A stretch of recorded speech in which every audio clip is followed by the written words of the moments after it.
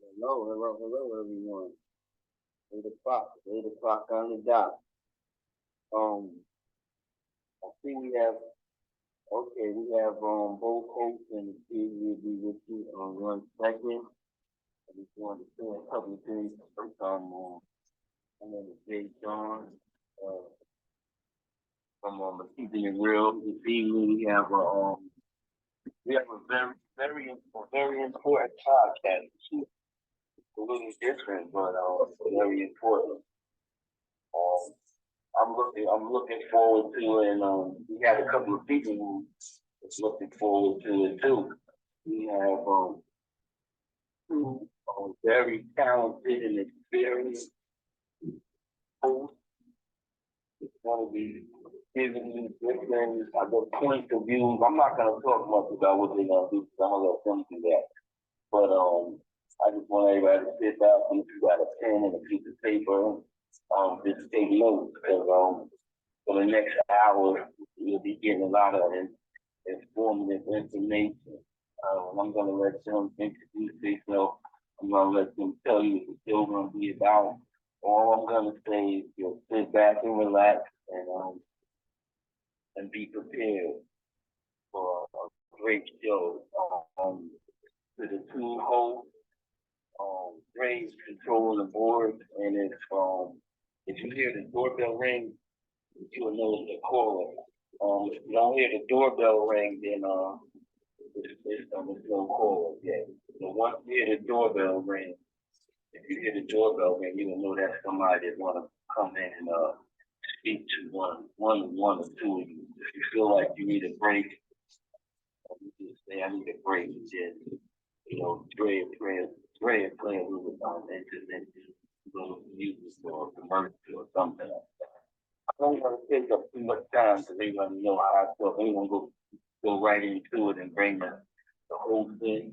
Evadyne, you there? I am here. Can you hear me? Yeah. Yes, can you hear me? Yes, I'm here. Hello. Okay, all right. Hello. Well, I just wanted to give a little introduction, but I'm going to let you and Luke and Evadyne take it away. Like I said, if you hear the doorbell ring, you got somebody who want to you will go live.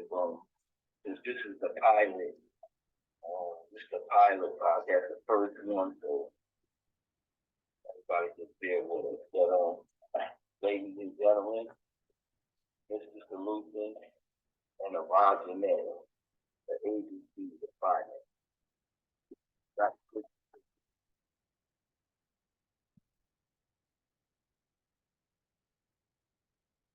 So, Hello.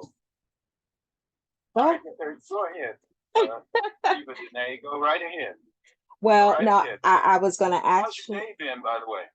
Evadyne, say it again. My day is great. My day has been great. My week has been great. And I hope the same for everyone who's listening. How are you doing? Excellent. Thank you. Thank you for being here. I just wanted to mention as a disclaimer at the top of the show that neither I, Evadyne Smith, nor Mr.Solution are registered security agents or brokers. We are here to share information, to receive information so that we can grow as a community and be better in the end. So we are here bringing what we have, and we hope that as you listen in, we'll hear the doorbell ring, or you can you can text 347-457-2769, or you can email teamfollowme@yahoo.com for this show or any of the future shows with your questions and with your comments so that we can bring answers and solution to this podcast. I like to thank Jashon with Keeping It Real and Andre in the back handling the technology for allowing this type of show come onto the platform, because when you have an audience, you want to give the audience all of what they need or all of what they need to share with others. So this is an extension, and I am grateful and I thank you. Mr. Solution? Yeah, thank you. I just want to say this about Ms. Evadyne, and that is that, now she charges for her services. And I just thought of what a wonderful thing this is, a gift, that she is donating this. And I understand, and correct me if I don't get this correctly, is that you charge $50 an hour, 2 hours minimum. I think that's what I heard you say at our last discussion, correct? That is correct, for consultation, correct. Right, consultation, I'm sorry. And so, so you guys, I mean, this is coming to you, and I hope you really benefit from it. I hope it's fun, and it should be made fun. You can get, I heard Jashon say a moment ago that you need pencil and paper, and that's a good idea. I highly recommend that, but you don't have to see it as anything laborious. Just, take notes, things that interest you, that you hear, so that you may refer back to it, because this is a lifelong issue, and either you plan to deal with it or it overtakes you. So certainly we don't want the latter, we want the former. And so I think this should be a great start. Thank you. So I am a licensed life insurance agent / broker, and that's life, health, and specified health. I can provide those services to you, anyone who's listening, in the areas in the states that I'm licensed in, or I have partners in all 52 states that can assist us with this. I'm also a registered tax preparer, income tax preparer, and that's for individuals, families, and corporate and business. So we are here to help you and to guide you in a direction that will not only benefit you, but that will benefit your family moving forward. Even if you have no children today, who knows, next year. You want to start putting in place good practices so that practice will make perfect. And what we want to think about is that we may see today as a cloudy day, though it was beautiful here in New York, but there are those days where it looks like life is coming down on you. You don't know where you're going to get your funds from to cover just your basics. Well, think about not having to think about that in the future and what you may need to do in order for that not to be a thought, but not again, just for you, for your family, for your heirs, for your friends. It's not about selfishness at all. You will get information through this series, which I believe is going to run through September 25th on Tuesday evenings at 8 p.m. You're going to receive information. I always call it food for thought, but as the food comes in and it's processed, it gets stored. You have no idea when you are going to be able to share with someone something that you've learned here or anywhere else. Food for thought. Keep that in mind. And definitely have your pen and paper available. Also, there's a rebroadcast. These shows are recorded. You could always come back on to Keeping It Real. I will actually put it up on my YouTube as well. So YouTube is Evadyne Smith. If you have the notice, you see how to spell my name, Evadyne Smith, 3986. I will put it up on YouTube. Make it accessible to you. We don't want secrets. If we wanted secrets, we wouldn't be here. We're here to share valuable information. Mr. Solution? Yes. And I was just going to say just a little bit of background. I think you were giving some, and that's fine. Although this is oftentimes not here, but it should be a combative radio. Look, I'm a former military man, and I studied with the Army Corps of Engineers in electrical and mechanical engineering. I worked as a civilian for the Navy for a number of years on propulsion systems and non-destructive testing. I was going to say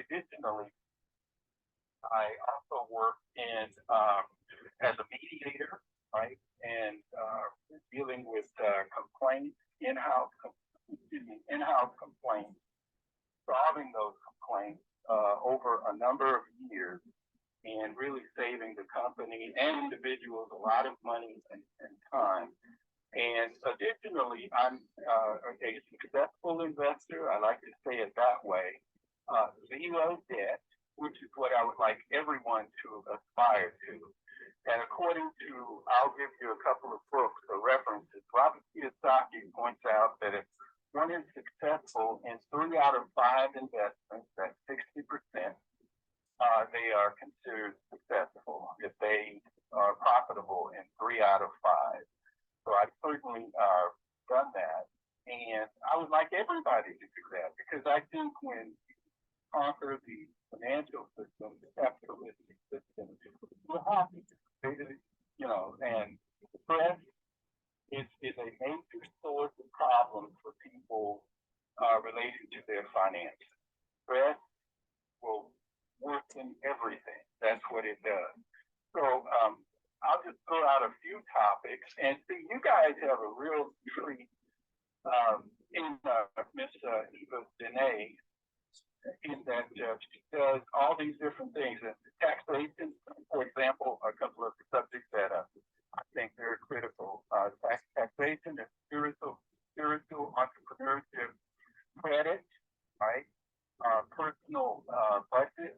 And I'm going to share a little bit. I just recently got a credit card statement, so I'm going to hit some high points on it. And I think it's interesting to actually understand credit, to navigate it. But anyway, credit, personal budget, retirement, which Gerber now is advancing the notion of getting retirement accounts for newborns.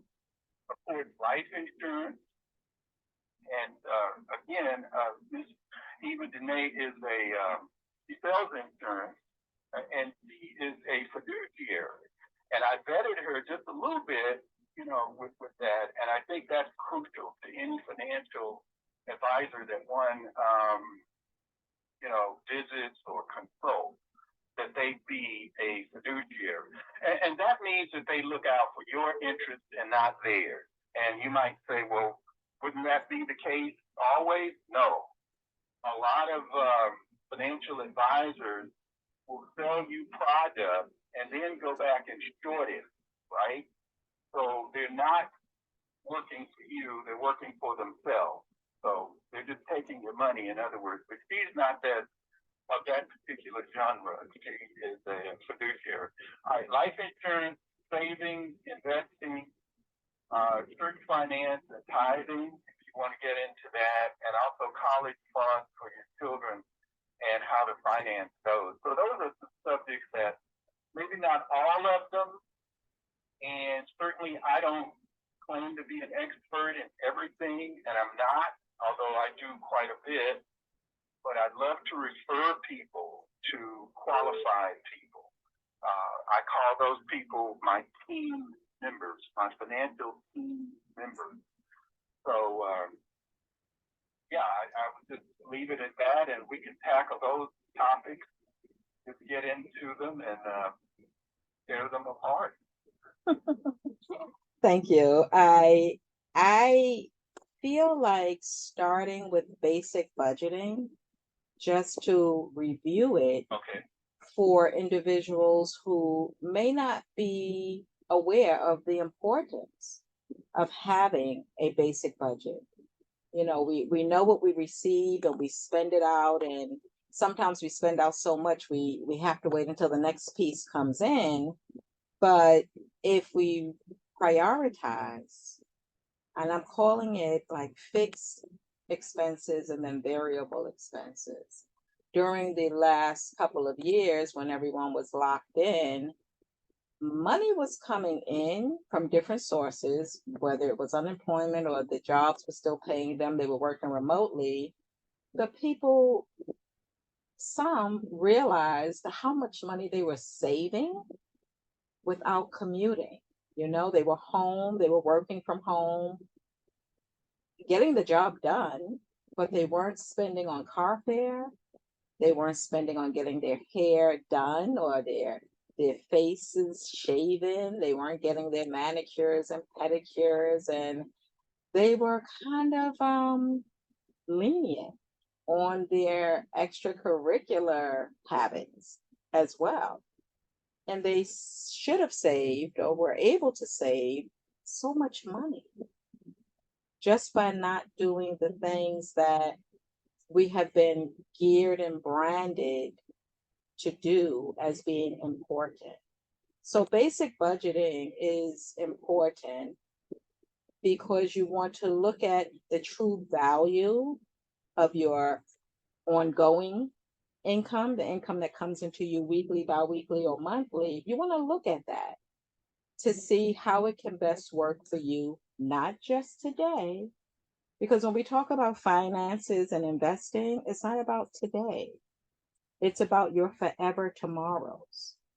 And again, those of your families or your friends. Sometimes we don't have children, but we have friends, and we have friends who have children. And if we have good hearts, we set them up in a certain kind of way. So the basics of budgeting is looking at your income and saying how much of this income needs to go to my fixed expenses.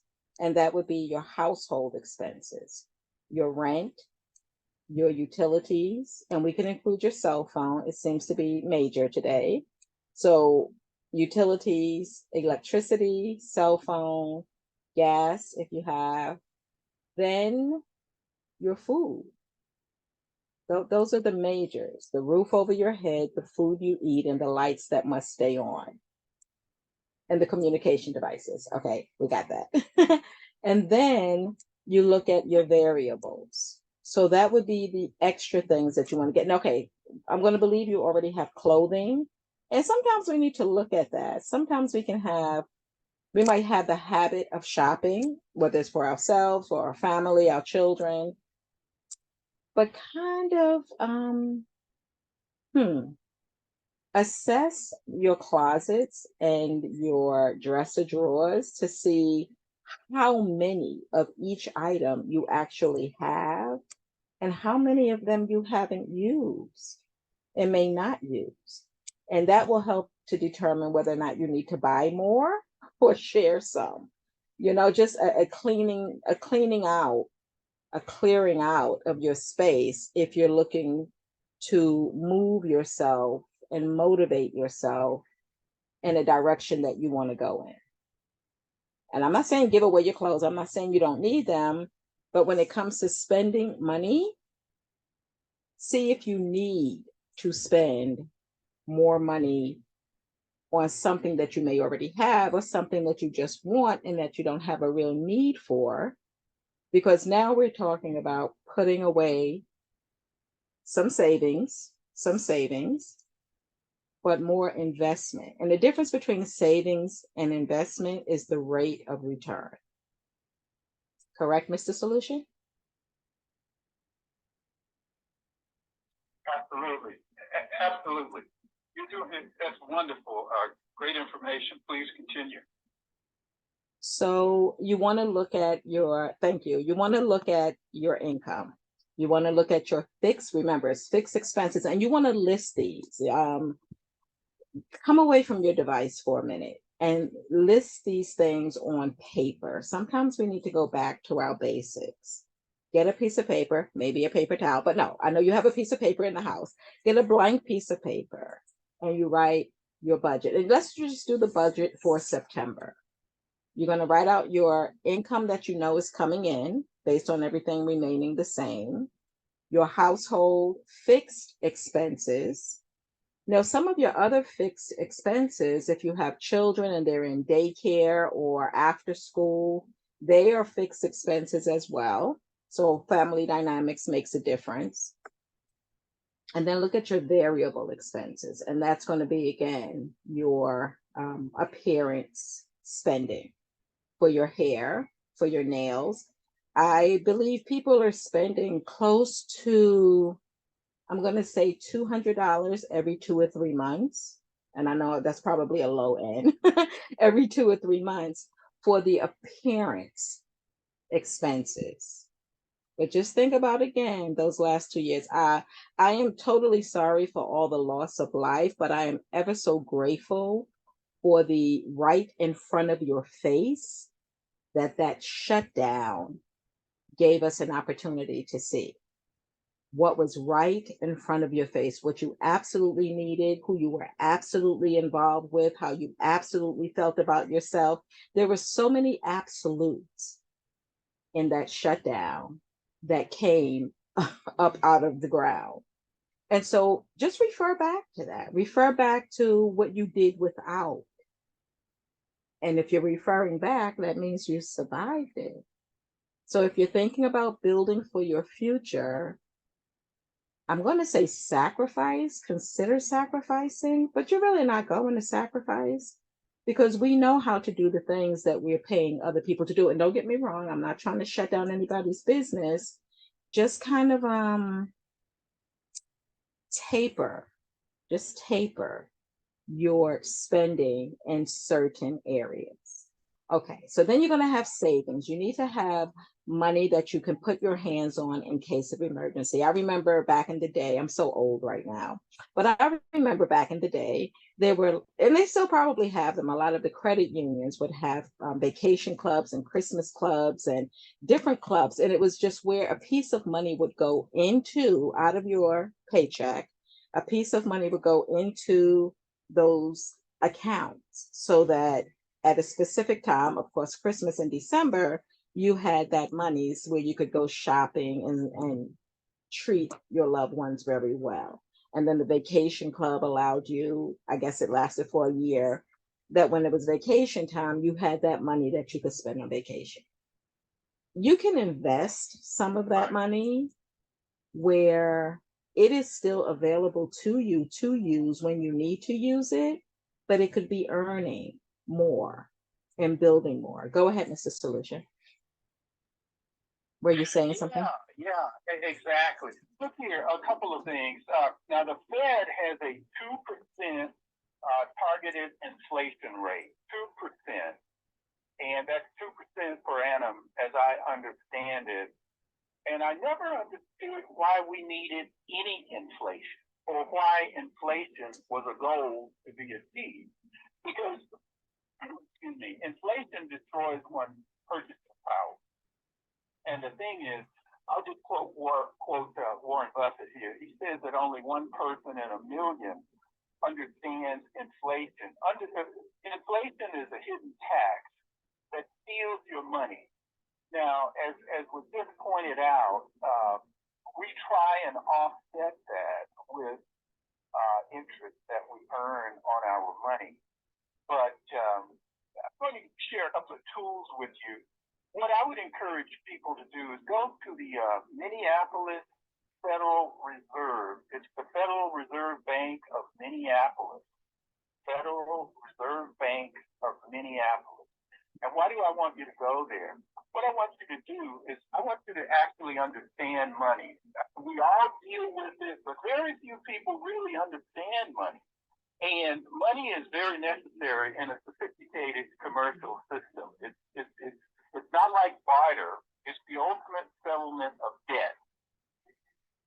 And so what the Federal Reserve Bank does is they explain inflation. They go all the way back to 1913. And I'm looking at the website right now. If you, like I say, it's www.minneapolis.org. And what it does is it tells you how much money one would need in today's dollars to equal, say, dollars in the past. They start at 1913. They tell you what a dollar would purchase, a basket of goods. That's where we get to our food and fuel and all the things that we buy. And so even though we're earning more dollars, I think it was recently said the average worker hasn't gotten a raise in over like 40 years when adjusted for inflation. So a lot of people are hurting right now, is what I'm saying. And we are over $1 trillion in personal debt. Many people are living off their credit cards. Robert Kiyosaki talks about, he says, savers are fools. And you have to be careful there because what he means is and I think there's a word too, he says cash is crack. I don't know if you guys have heard that. But what he's trying to get one to understand is that the system is rigged. The system is rigged. And so unless one understands the system, it's going to work its magic on you in the negative. So everything that's been said is phenomenal, is wonderful. But there's some underlining information that you're going to have to get to really help you. Two terms I like to use: be competitive. This is a competitive reality dealing with money. And you're going to have to negotiate really well. Now, I love saving money, and I buy in bulk. I buy everything in bulk. I never pay retail. I don't like retail. I like wholesale. So I buy my insurance, and you may say, well, how does one buy insurance wholesale? Well, you put down a larger deductible. If you have a choice between, say, a $250 deductible and a $500 or $1,500 deductible, you need to, what I like to do is get the higher deductible. That means I hear someone chuckling, so go ahead. No, that's right. Go ahead. Yeah. Well, see, the higher deductible means that I'm taking on more risk, and therefore I pay a lower price. If I pay the minimum deductible, that means that the insurer is taking on most of the risk, so they're going to charge me more. And being a great negotiator, I love negotiating. I think I'm an excellent negotiator, and I like to teach people how to negotiate. First of all, one must be informed, know what you're getting. Cable companies, I think, are very thuggish. I think they run roughshod over people. Most of us like our cable. We have to get it. I think they're forming monopolies now, if not oligopolies. But the point is, you have to be able to deal with those people. And with your cable company, go to the customer retention. You know, when you renew your contract. They don't like to call it a contract, but really it is a contract. But, you know, you can get it at a lower rate. And, you know, if I'm buying cable, for example, I'll buy it for a year. I don't pay by the month, or 2 years.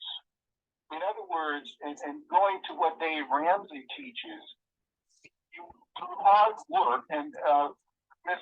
Evadyne, I would like to get your notion on this. I heard Jashon last week, and I would like for him to chime in again. He was very honest. One thing he didn't say is what I suggested wouldn't work. He said that he wouldn't do it. At least now he wouldn't do it. And I recommended that working 60 to 80 hours a week.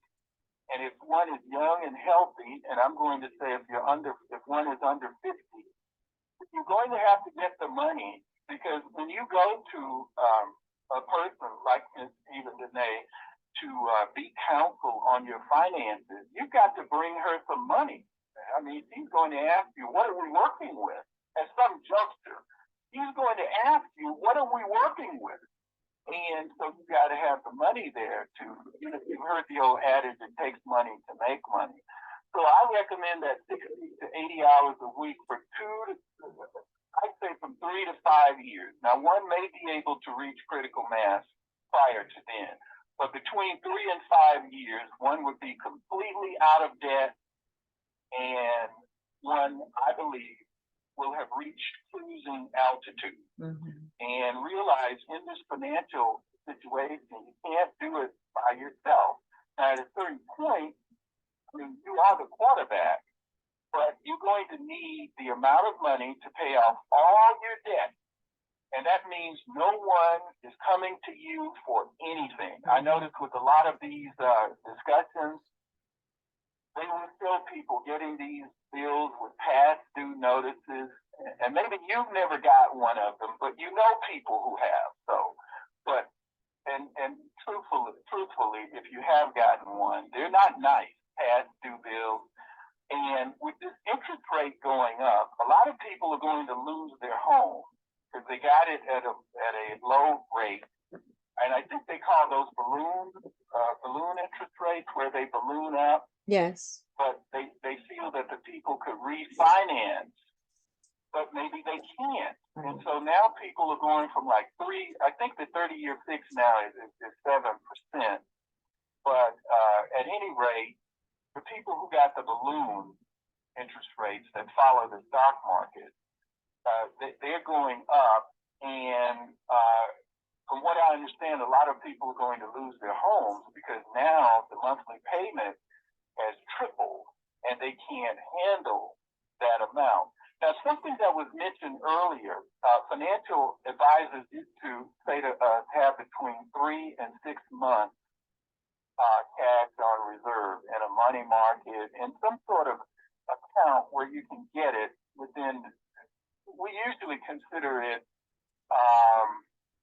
within 30 days is considered readily available once you get a hands on the money within 30 days. So anyway, from 3 to 6 months, but now they tell us one needs a year's salary set aside for things like job loss, your transmission goes out, your refrigerator, if you are living in your domicile, then if your roof leaks, you got to get that repaired. So having the funds available is going to be crucial. And I would say to many of you, if you don't care about this very much, transfer this information to your children and grandchildren. Mm-hmm. That is very, very important. Rick Edelman has a book called Squirrel Manifesto, and it's written for kids. Robert Kiyosaki has a book. In addition to Rich Dad, Poor Dad, he has a game that you can play with your children to teach them the concepts of money. It's better than Monopoly. The game is kind of expensive, so you may want to go in with someone or get it on eBay. But it's very important to, pass this information once you acquire it, to pass it on to your kids and grandkids, because it's going to be harder on them. I shared, I shared the debtclock.org, and I was just going to pull this up. Ms. Evadyne, you're familiar with the debtclock.org, correct? Not with the website, no, but I do see it at Times Square. Oh, well, wow, that's a loud thing. You guys, just speaking of debt, based on our national debt, go ahead. Hey, how's it going? Good evening, everybody. That's Joe. How's it going? Oh, hey, how are you, sir? Good evening. And I'm doing good, man. Hey, I just wanted to chime in really quick, man, on what you guys have been talking about. Definitely great information, efficient information. And what I want to say is, I think it's very, very, very critical and important for people to realize, understand the fundamentals of liability versus assets, and being rich versus being wealthy. I feel like a lot of people don't know just the basic fundamentals of that. Even with buying a home, it's an expense and a liability versus an asset. I would consider myself more of a. I'm sorry, nephew. Oh, you're fading out. Can you hear me now? Perfect. Thank you. Okay, I'm going to repeat what I said. So I said the fundamentals. I think it's important that people understand the fundamentals and the basics when it comes to finances. Like I said, liabilities versus assets, and the difference between being rich and wealthy. Me personally, I would consider myself more of a sophisticated investor. based off my portfolios. But I think this is much needed, and people got to understand, one penny can make a difference in your lifetime investment. A lot of people, what I've learned in my time as far as I don't necessarily need a 401k to build my own retirement and create a generational wealth. There's things out there right now that's at an all-time high. You got TVs out there at a 5.71%. That's for short term, 9 months, 15 months, there's so many safer ways if you want to be more like a safe investor, to where you can build your money. The little pack of cigarettes that you buy at the store for $5, or those Desi snacks and all of that. All of that can be invested into something that, hell, you might have your own snack truck in the next 5 years, but you gotta plant a seed somewhere is what I'm trying to get. If you don't plant that financial seed, you're not gonna have no fruit from that tree. So that's how I like to look at it. That's all I wanted to add to it. Thank you. Very good. Absolutely. That's. Go ahead. I'm sorry. No. I was going to say, I know I'm saying thank you for that information, and it is valuable. It was on the Ramsey show today. This young lady called in, and she was sad because she just inherited so much money from her dad. Of course, he passed, and her fear was that she was going to run through it like water. She was going to run through it like water, because she previously had, just run through money, not really understanding, not being educated on, no, not practicing the possible education that she had on money. Because sometimes we know, but we don't do. So I didn't want to say she was uneducated, but she was educated now enough that she called into that show to get advice. And he advised her to give whatever comes in, put it into a savings until she gets her emotions under control, because loss is great. And then he's putting her into his program so that she could build accordingly. But people think that owning a home, I struggle with it, because you have some people who will say owning a home is not an asset, it's a liability.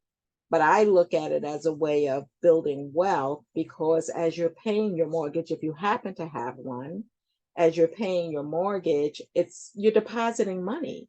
That's equity that's building up, and it can benefit you in the end, because I always recommend people who are seniors who own homes who are struggling and complaining about money because they're still paying a mortgage. I always recommend the reverse mortgage for them so that they can live happily ever after, as we were told we were supposed to do. But I also tell them to get a term policy for whatever monies they pull out of that house, if and only if there's family members that you want to get the house back when you pass. But in the meantime, you have deposited. Go ahead. Most people can tell you all day long how to spend it, but they can't tell you how to save it and invest it. And as far as the house is concerned, like, I feel like a lot of people, not everyone, but a lot of people go out and get these 30-year fixes and take off more than what they do. They say, oh, well, we're going to give you $600,000 to go buy a house. They're going to find a way to spend that whole $600,000. So there's ways around that too, with a good financial planner. If you do want to go ahead and get you a $500,000 house, you don't have to go and get you a $500,000 house. You go out and get you a $300,000 house and kind of finesse and invest the rest. You know how to do it properly. Yeah, thank you. I'm sorry, Mr.Solution. Again, yeah, I was just going to say, now, I encourage everybody to go to the debt clock. get familiar with it. And what I'm looking at right now is debt per citizen, excuse me. And it says the debt per citizen equals the U.S. national debt divided by number of U.S. citizens. So this means at birth, if you guys, this is tremendous when properly grasped. At birth, a U.S. citizen owes $97,590. And the debt per taxpayer is $253,686.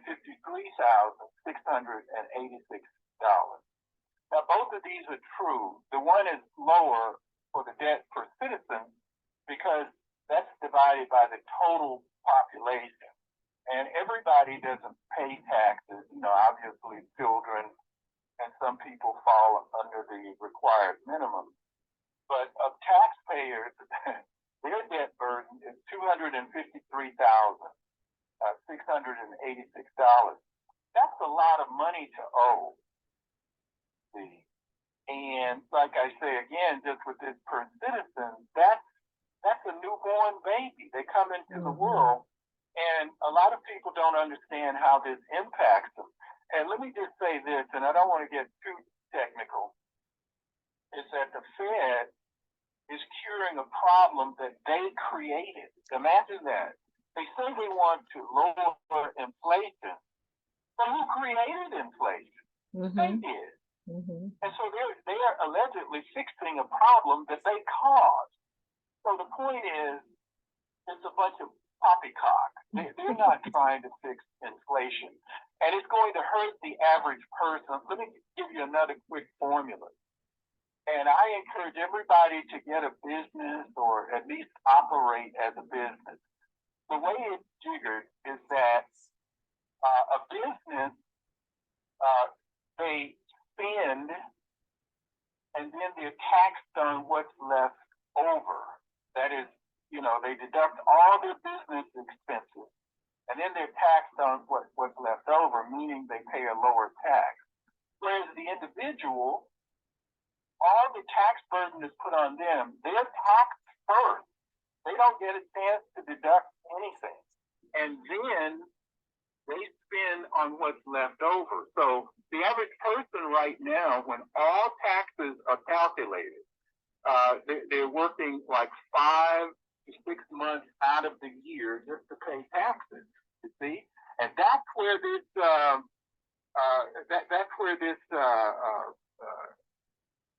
debt per citizen comes in. And the average person can't get ahead just working one job. Now, I've worked up to 3 jobs. I don't have to do it again, but that's what I was saying about that 3 to 5 years. So the average person, if you're struggling right now, you've got to look within and find a way of generating more revenue because that's pretty much the only way one is going to get out of that. And I don't know if you guys could give some feedback. Now, I listen to it nationally, worldwide, and what have you, and it says that people are really struggling. Like I say, and student loans, I think they're coming due pretty soon.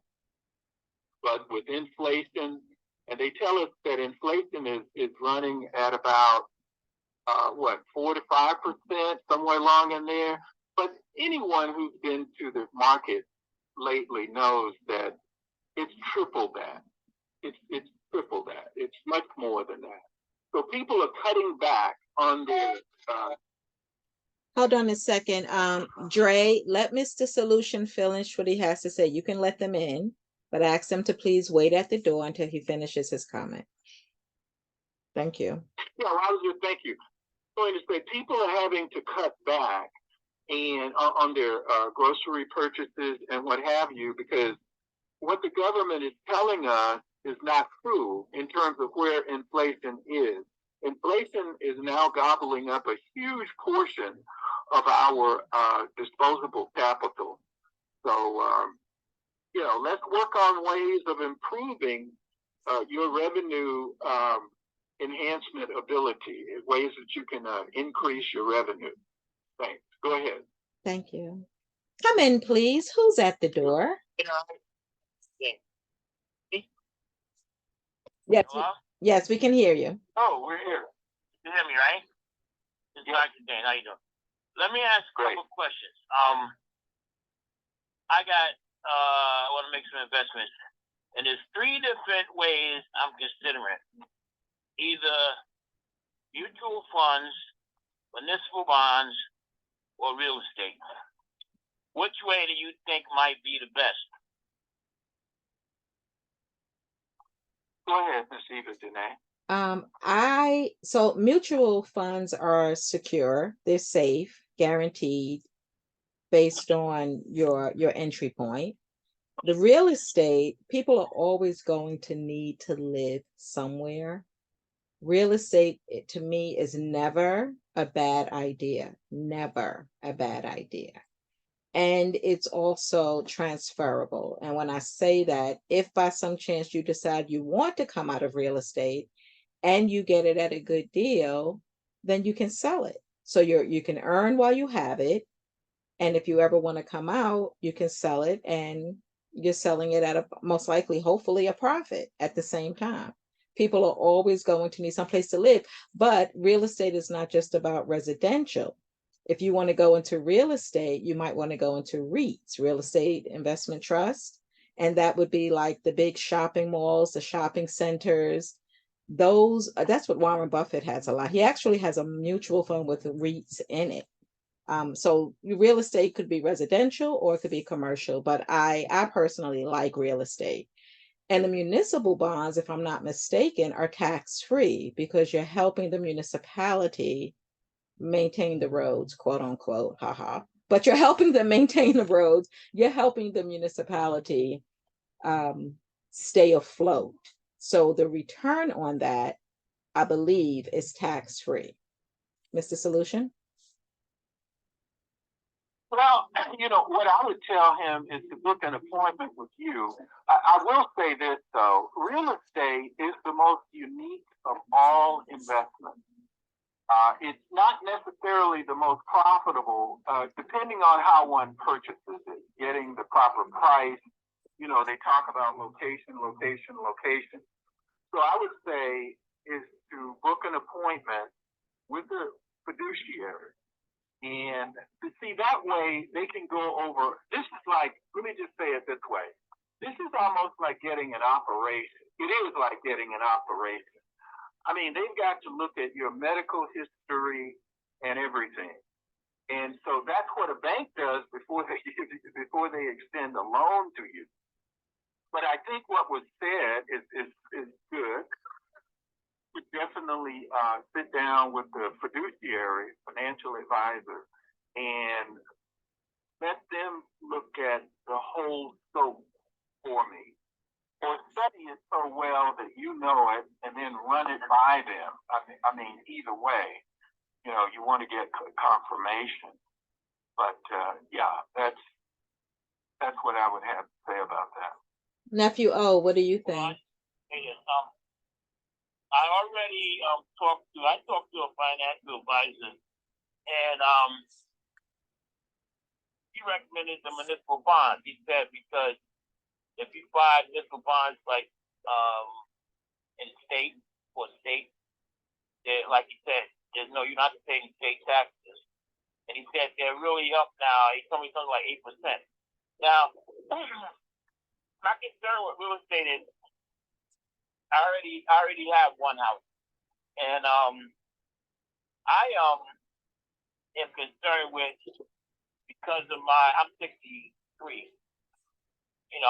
My age for the maintenance of the property, because you have to maintain the property. You just don't buy the house and take money. Sometimes you have to do repair work. When you have tenants in the house, you have to fix things. And sometimes you get tenants that don't pay their rent. You have to go back and forth to court. You have to pay, legal fees. I'm not going to necessarily live in the house because, like I said, I already have a house. Right. So it'll be more of an investment. That's why. Have you considered a management agency? From my experience, I have family members. From my experience, I have family members. One of my family members decided he owns multi real estate dwelling, and he told me that what happens is, now I haven't done it, but he said with the management agencies, you have to be very careful when you choose them, because what they do is, some of them, the ones that are not so honest, they will, first of all, they get like 10% of the rent that you collect. Then it might get more than 10% depending on what you agree to. Then if there's any repairs, you have to repair, you have to pay for the repair. So he said what they do sometimes is they'll be in cahoots with contractors so that every time they schedule a repair, they get a kickback. That's what he was saying. So let me just say this, if I may. Well, so what you're really saying is they have to be properly vetted, but they are viable in that a lot of people use them when the individual can't manage it themselves. Like if it's out of state, or if the person just doesn't have the time to manage it. It's just it's a consideration. It's a viable consideration, I would say. And I understand what you're saying. I used to have bills. I used to have bus bills, and it was I was renting out two apartments, 2 stores, and I had a guy that I hired to collect my rent, and he was renting out. He was finding tenants for me, but he was charging them 2 months rent to move in, but he was only giving me one.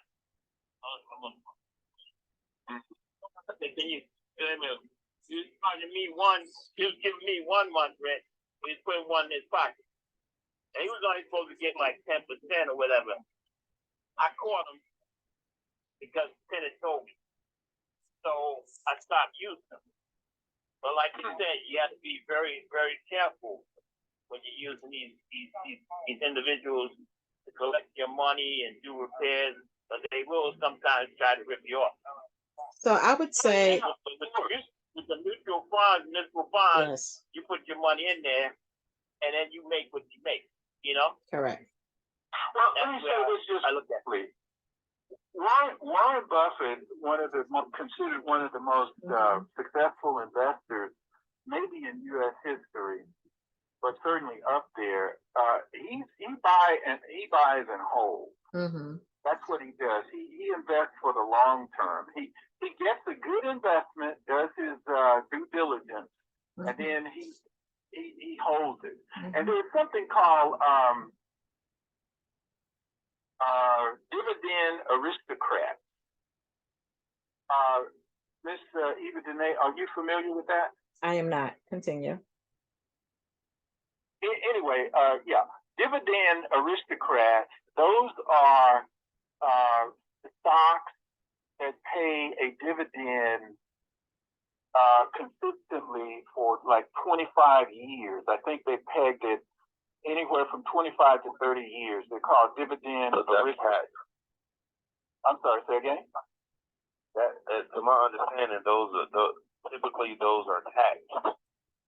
Oh yeah, well, it just depends. I think mutual funds in a backdoor way are taxed also, because one has to include them in their total in their total amount. But I don't want to get into that. That's something that one has to discuss on a one-on-one basis with their fiduciary, right? But I'm just saying.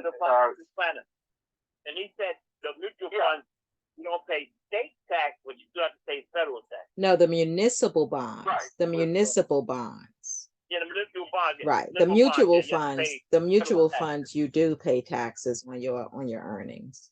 Yeah, both. Yeah. So there are options out there. Correct. And see, some people need that dividend revenue.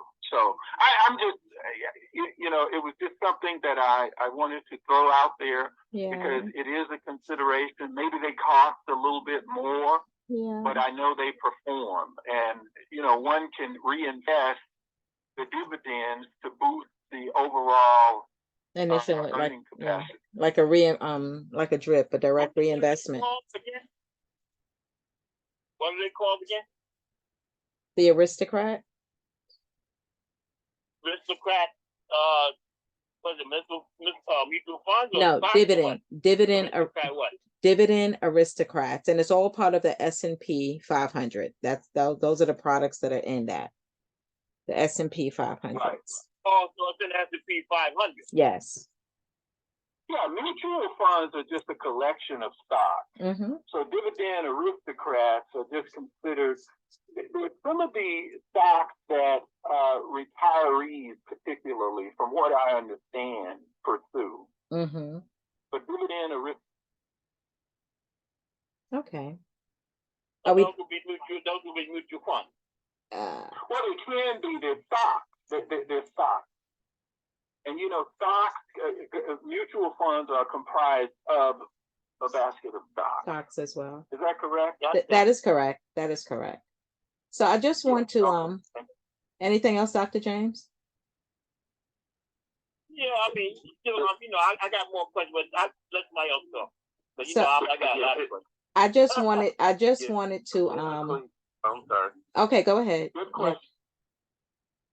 Yeah, this is the last thing, and I want to address what I was going to say with the mutual funds. Isn't that typically tied in with the life policy, the life insurance policies as well? It could be We do a term like the versus a annuity. whole life. Well, term policies are not earning any cash value, but whole life policies, they do earn cash value because yes, the insurance company is investing in a variety of things, And there's a life insurance that has annuity benefits as well, like the single pay annuity is a life policy, and the universal life. Yeah, they're invested in the market. That's where the cash value comes from, which is not a bad thing. So I just want to throw this out there. For a number of years, I've really come to love insurance companies. thank you. No, you know, so what I say, okay, so what I say about life insurance and building wealth with life insurance are two different angles. The first angle is whoever your beneficiary is, they need to be sitting down listening to our story, because at the table, you know, we need to have this discussion, because when that time comes, there's going to be a lump sum, like the young lady who called Dave Ramsey today, there's going to be a lump sum of money available. We need to make sure that our beneficiaries know exactly what to do with it. That's a term policy or a whole life. But a term policy is for a specific term. It does not earn cash value. Whole life and universal policies, they earn cash value, they earn dividends, a variety of things that can help. In some cases, it can help with retirement.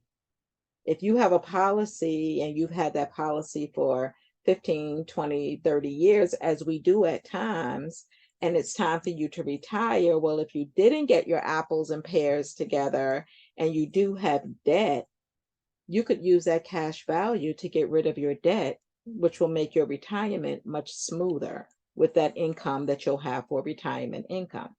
The cash value, unless you have an increasing face value policy, that cash value will not be paid out to your beneficiary. Your face value will be paid out. So that cash is sitting there available to you. No one's going to get it. I say go get it and make the best of it. So that's either eliminating your debt if you're planning on retirement. It could be paying your child's college tuition, another college savings plan, right? Indirectly. It could pay off your mortgage. Again, finish paying off your mortgage so that you're retired with no mortgage payment anymore. And it could also be used, as you pull it out, to buy another retirement product for yourself. You can buy something with that lump sum of money that will add to your monthly income, which is not a bad thing either. So it's using, I'll call it other people's money, because you're not going to get it any other way unless you pull it out. I love insurance for that. And I say it's building wealth because, again, when that time comes and someone transitions, there's a lot of money being played with. And unless people know what to do with it, and we see this all the time when people win the lottery and then they're broke a year later, if you don't have that education, if you don't have those steps in place, or even just know where to get it because you happen to listen to something some years ago, and that food for thought is still stuck in your head, you will lose it. You will lose it. You will squander it away, and somebody else around the world will be happy because you squandered it with them. But it's very valuable. Some people think of life insurance, and I say, and promoting it, life insurance is not about death. It's about building wealth. It's about building wealth. But it's how we do it. Let me give you a little addition to that.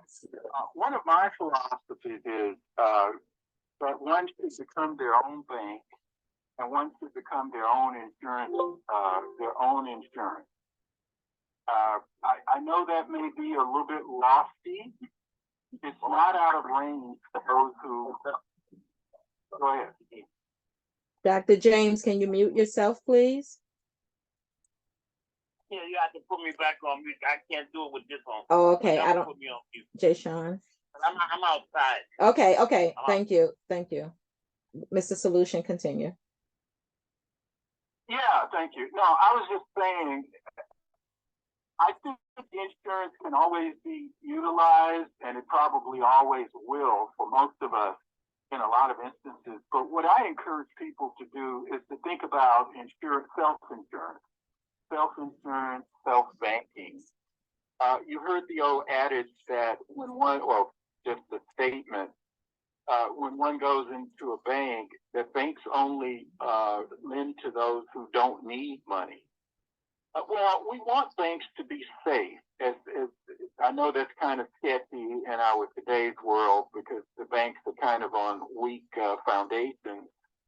But we do want banks to have a margin of safety, a great margin of safety. We don't want them lending our money to people who won't pay it back. We want the money to be paid back. And so I think that people need to, just going to the Dave Ramsey, I knew about this before I heard of Dave Ramsey, but he's kind of a modern guy.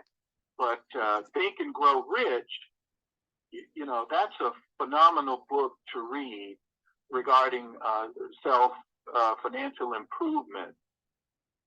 But I really think that one is doing it properly when they can self-insure. And now that doesn't mean that one doesn't use a bank.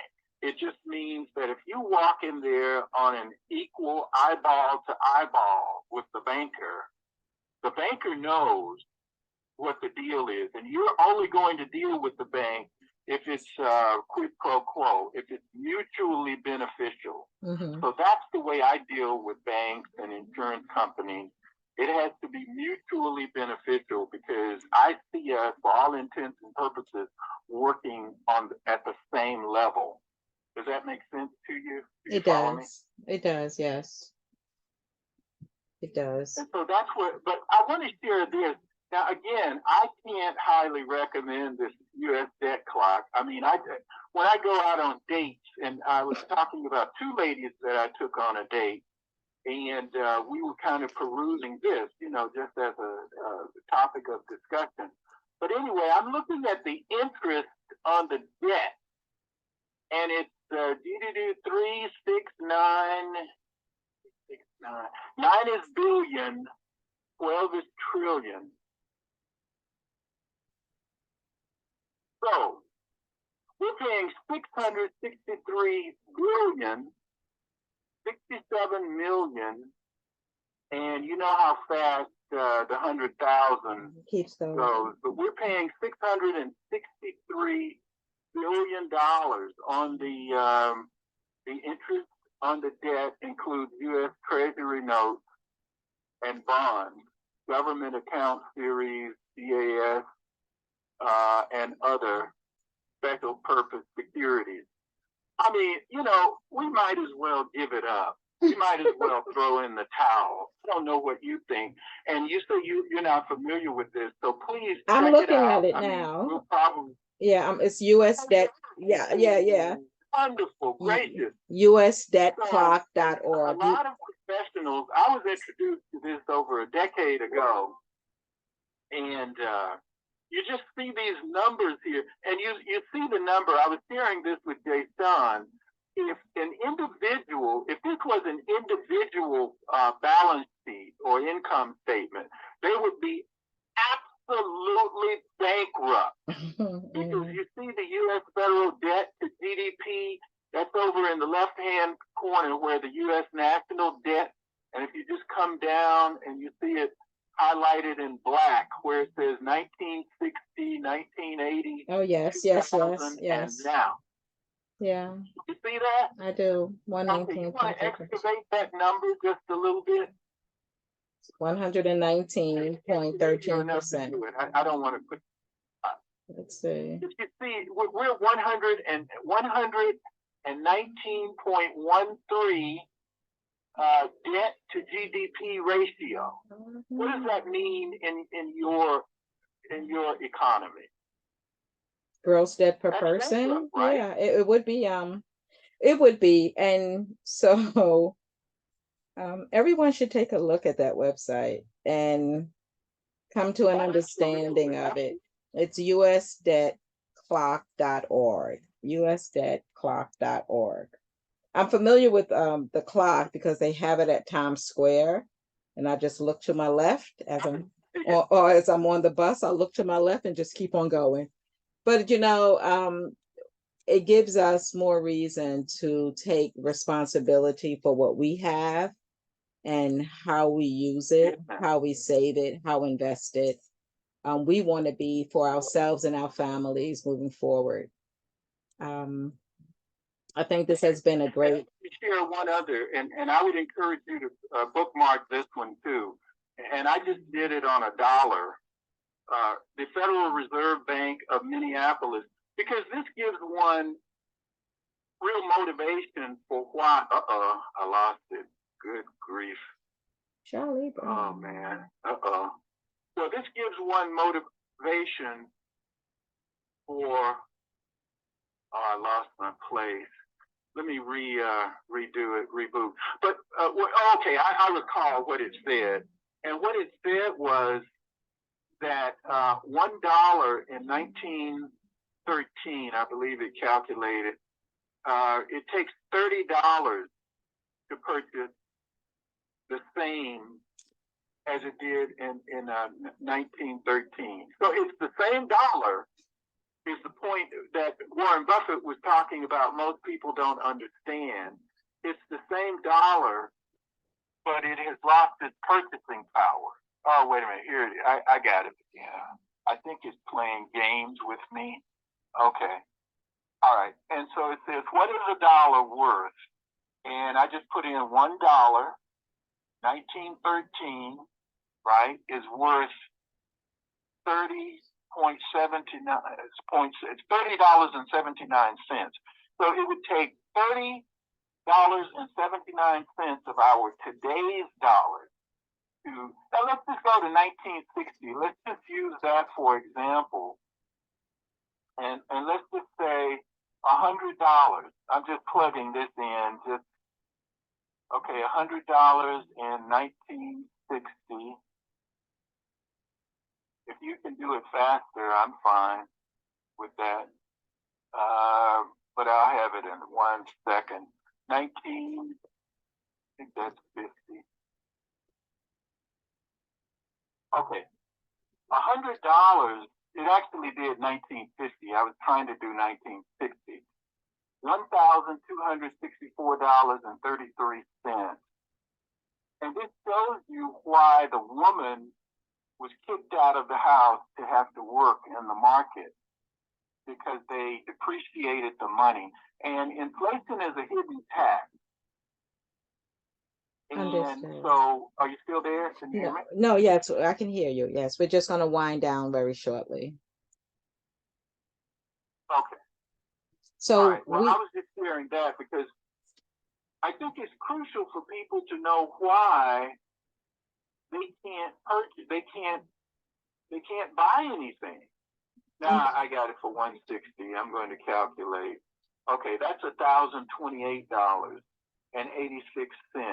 Now $100, right? In 1960, one would have to have $1,028 and let's say $1,029 in today's dollars to buy the same thing that $100 did in 1960.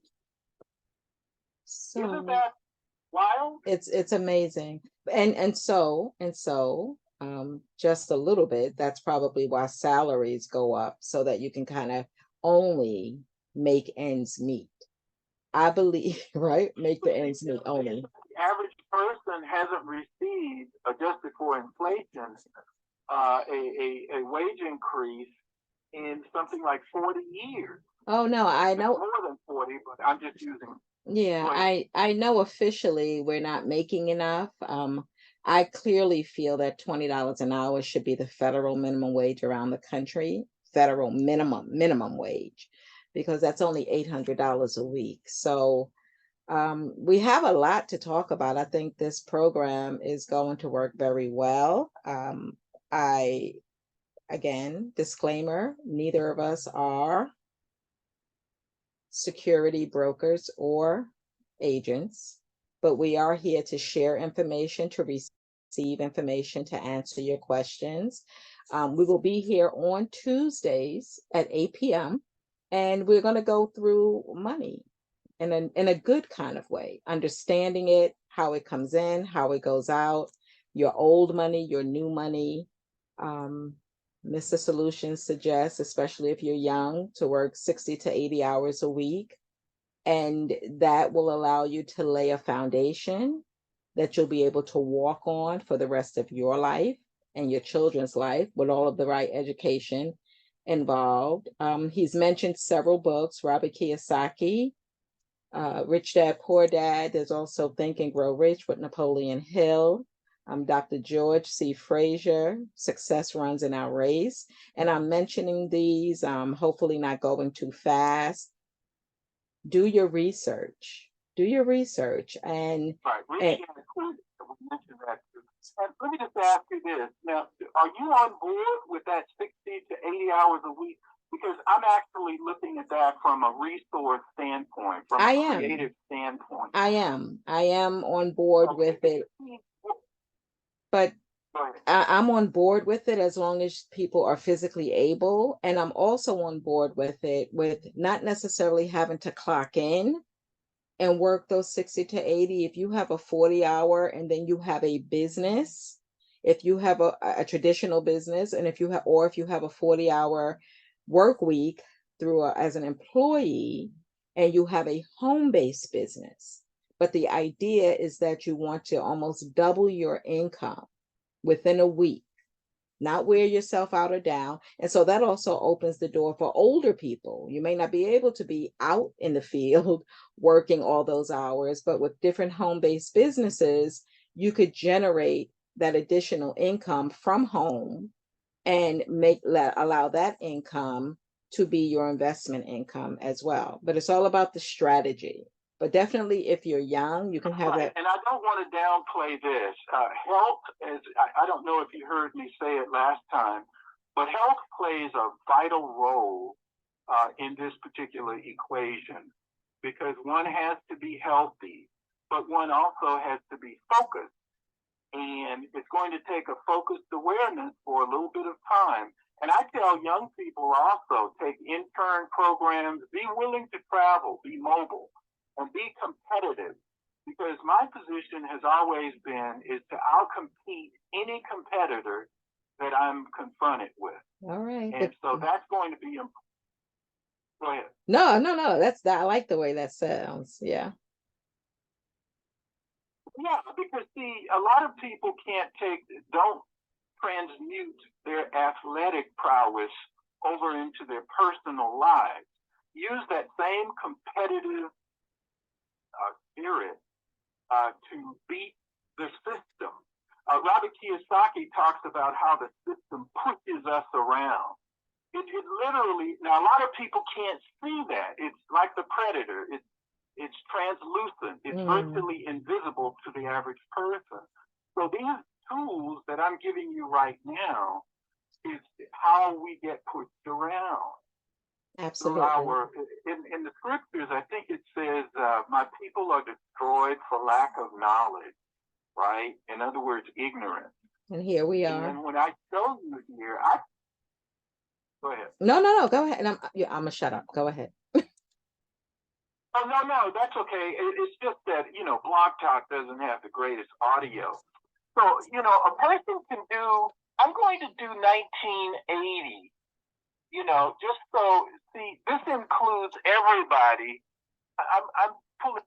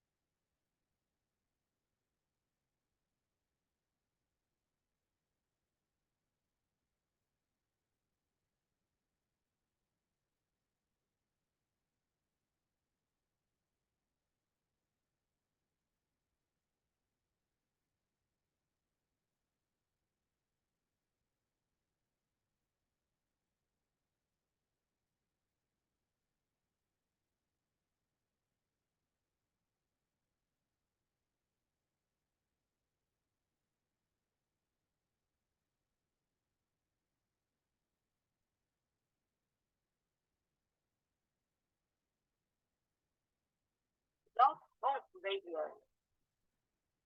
Welcome to Blog Talk Radio. Please hold and you will be able to listen to the show. Bob or what? You are now in the host queue. Oh, yeah. He lost the call. We gotta wait for her to call back in. But we gotta wind down. Oh, okay, 1 second. She's back. 1 second. Oh, okay. Okay, go ahead and do what you have to do. What I'm trying to Hi, yes, I am back. Thank you. I'm sorry about that. You're right. Got one quick question. We got about 5 minutes left, so I didn't want to interrupt the show. But I got an email from the bank that I bank with, and they had told me that this is Jashon. They had told me that if I wanted to start a automated investing, I could just start it with $500. Could anybody give me any knowledge of have any knowledge of automated investing? What that might be? Well, that would be like an automatic withdrawal. They would automatically take a certain amount out of some revenue that you're earning and invest it for you.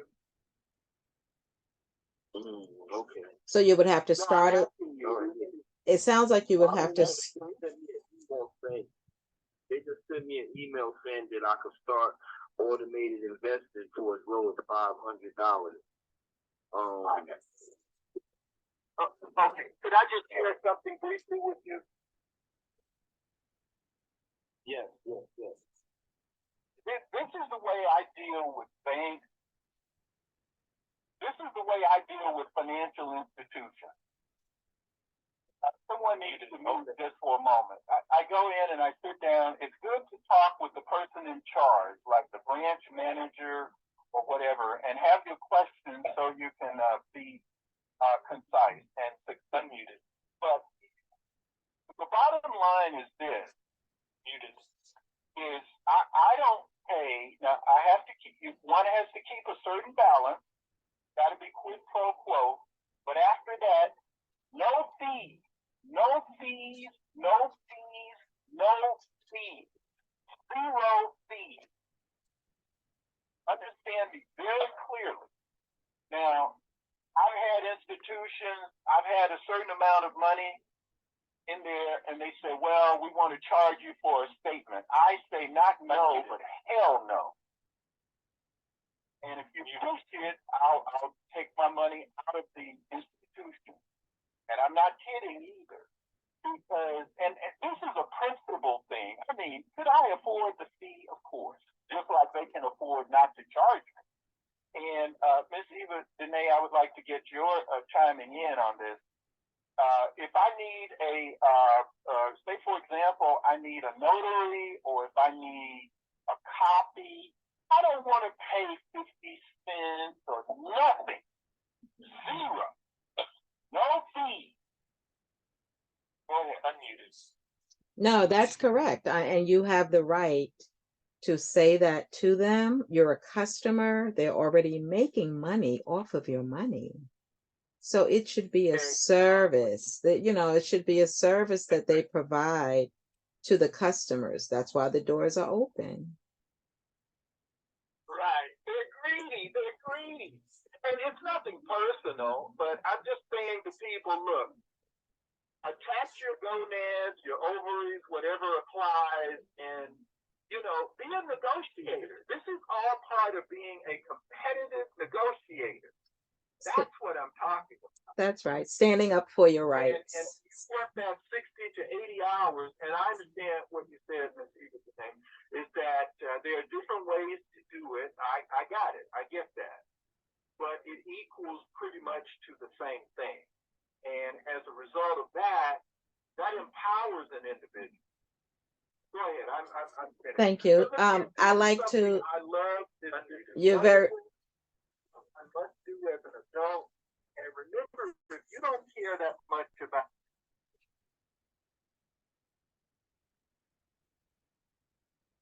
Thank you. Mr. Solution?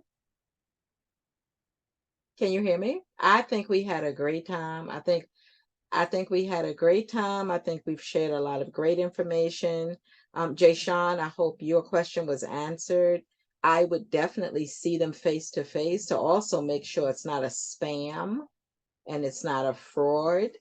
But opening up an account with $500, and then automatically you'll agree to have them take out $50 a month from your account to put it in. You still want to be in control of whatever products you choose, and you want to look and see if what they're offering you is worthy. As our nephew Omar said, there are CDs that are offering 5.6%. So that's not bad. That's really good compared to 2% of what it was over for many years.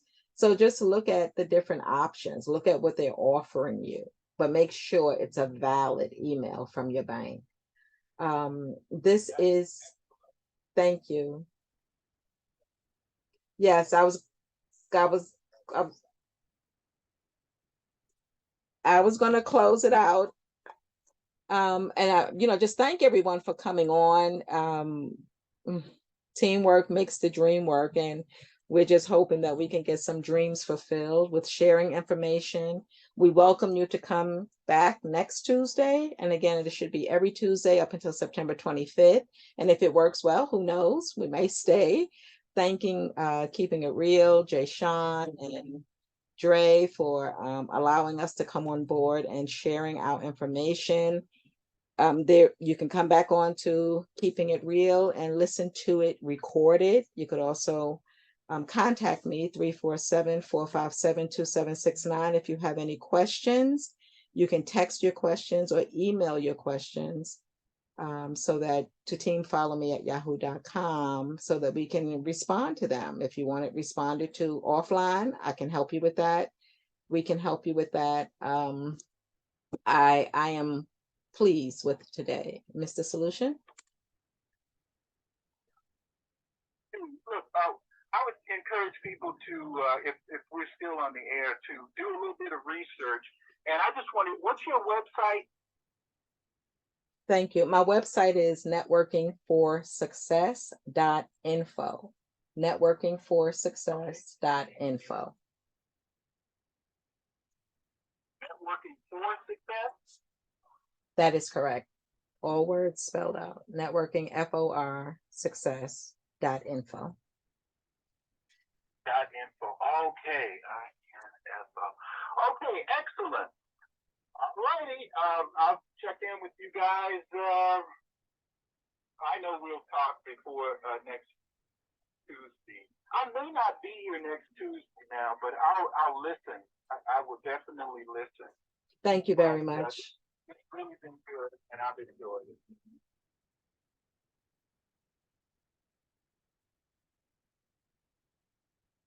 Thank you, everyone. I'm wishing you a great every day. And again, budget up so you can budget out.